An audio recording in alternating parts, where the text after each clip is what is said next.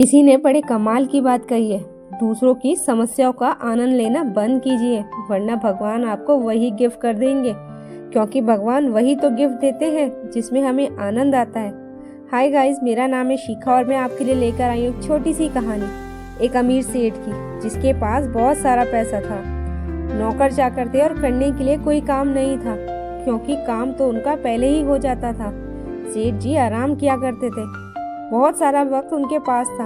अपने चेम्बर में एक दिन आराम से बैठे थे तो उनके दिमाग में आया, क्यों ना एक काम करें, सारी प्रॉपर्टी कैलकुलेट करवाते हैं और पता करते हैं कि मेरे पास कितना पैसा है। अकाउंटेंट को बुलवाया और बोला, 7 दिन का टाइम दे रहा हूँ, 7 दिन के बाद एक रिपोर्ट बना करके लाओ और मुझे बताओ कि कितना पैसा है, कितना बिजनेस है, कितनी जमीनें हैं। अकाउंटेंट गया और 7 दिन बाद वापस आया।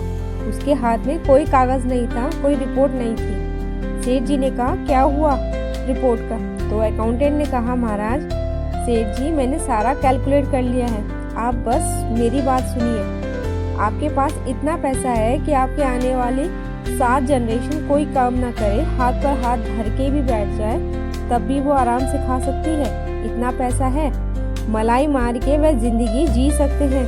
सेठ जी खुश हो गए।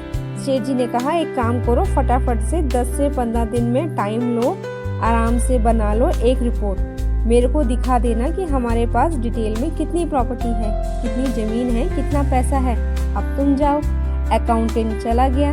जैसे ही वो चेम्बर से बाहर गया, सेठ जी के दिमाग में दूसरा सवाल आया।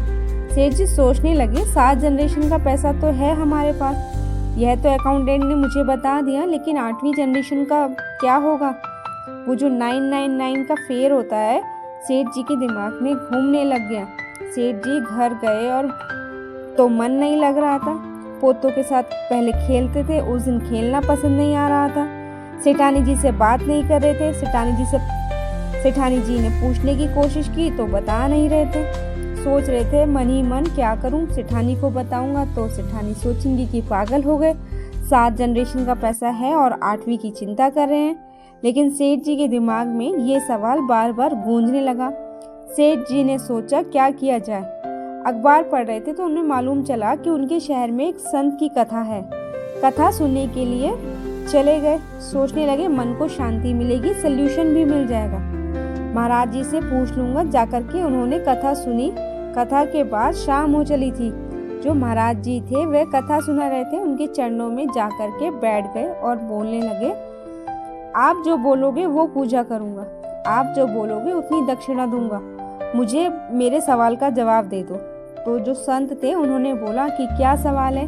सेठ जी ने बताया, मेरा यह सवाल है कि मेरे अकाउंटेंट ने मुझे बोला, सेठ जी आपके पास 7 पीढ़ी जितना पैसा है, आपकी 7 पीढ़ियां आएंगी, कोई काम नहीं करेंगी, आराम करेंगी, तब भी वे आराम से जी सकते हैं, आपको परेशान होने की जरूरत नहीं है। 7 पीढ़ी तक का तो पैसा है मेरे पास, लेकिन महाराज जी मुझे बताएं 8वीं पीढ़ी का क्या होगा? संत को सारी बात समझ में आ गई। उन्होंने कहा, आपको एक काम करना है, बहुत सारा दान नहीं करना, बहुत थोड़ा सा दान करना है, लेकिन जिसे बता रहा हूँ बस उसे ही जाकर देना है। सेठ जी ने कहा, बताइए किसे देना है? तो संत ने कहा, आपके शहर में जो बस्ती है, उस पुरानी बस्ती में एक झोपड़ी है, सबसे आखिर में उसमें एक बुढ़िया रहती है। उन बुढ़िया अम्मा के पास में ज्यादा पैसा नहीं है, कपड़े नहीं है, खाने के लिए आटा नहीं है, बड़ी परेशान रहती हैं। उनको जाकर के आधा किलो आटा दान कर दो, बस इतना सा काम करो, आपकी जिंदगी में कृपा आने लगेगी। सेठ जी खुश हो गए, उनको मंत्र मिल गया। जैसे ही कथा से निकले, फटाफट से कॉल किया नौकर को और बोला कि 1 क्विंटल आटा लेकर के बोरी भर के गाड़ी में डाल के फटाफट से पहुंच जाओ बस्ती में। इधर से नौकर पहुंचा। सेठ जी उसी रास्ते पर चल दिए जो संत ने बताया था। झोपड़ी मिल गई। झोपड़ी का दरवाजा खटखटाया। अम्मा जी बाहर आई। अम्मा जी जैसे ही बाहर आई, सेठ जी उनके चरणों में गिर गए। सेठ जी ने बोला, माँ मुझे नहीं पता था कि आप यहाँ रहती हैं, मैं तो बहुत बड़ा दानी हूँ। लंबी लंबी फेंकने लगे। अम्मा को बात समझ में आ गई। सेठ जी ने कहा, अम्मा जी आपके लिए 1 क्विंटल आटा लेकर आया हूँ, आप इसे स्वीकार कर लीजिए। अम्मा ने मना कर दिया। क्या करूँगी बेटा, मैंने तो आज का खाना खा लिया, अब मुझे भूख नहीं लग रही है। सेठ जी ने कहा, अम्मा जी रख लीजिए, महीने भर का राशन हो जाएगा। आप आराम से जिंदगी जिए, आपको कोई भी परेशानी हो मुझे याद कीजिएगा। अम्मा ने कहा नहीं चाहिए बेटा।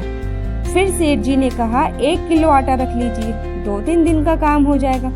अम्मा ने कहा बेटा नहीं चाहिए। सेठ जी को तो मंत्र मिल गया था, उनको तो आटा दान करना था। सेठ जी ने कहा अम्मा एक काम कीजिए, आप मेरी बात सुनो, आप आधा किलो आटा रख लो, बस अब आप मना नहीं करोगी, कल के लिए आपका इंतजाम हो जाएगा। तो अम्मा ने कहा बेटा आज का प्रबंध मेरा ऊपर वाले ने कर दिया है, मैंने खाना खा लिया है, अब कल की चिंता मैं क्यों करूं? आपसे मुझे कोई दान नहीं चाहिए, आप जाएं आराम कीजिए।